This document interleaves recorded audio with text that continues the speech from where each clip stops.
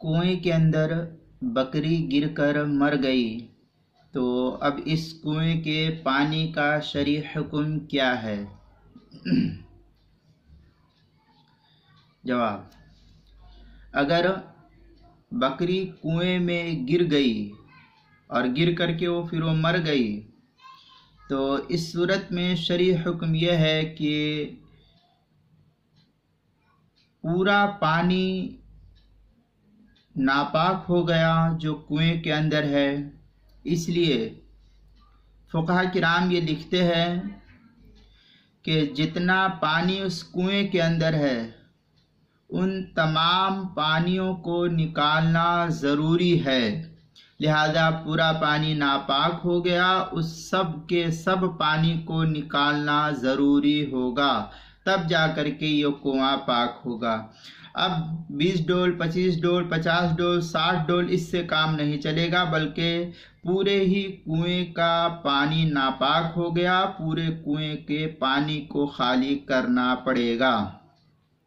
आज के दौर में इसको खाली करना बहुत आसान है। मोटर लगा दिया जाए, पंपिंग सेट लगा दिया जाए, पूरा पानी जो है घंटा, 2 घंटा, 4 घंटे में जो है खाली हो जाएगा। ये आसान तरीक़ा है।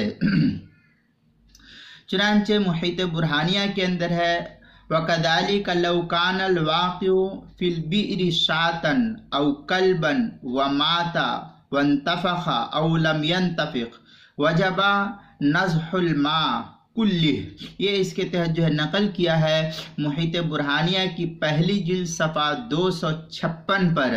दुर्र मुख्तार जो ज़करिया बुक डिपो देवबंद का छपा हुआ नुस्खा है, उसकी पहली जिल्द 368 सफ़े से 372 सफ़े तक के दरमियान काफ़ी तफसीली बहस है, वहाँ देख सकते हैं।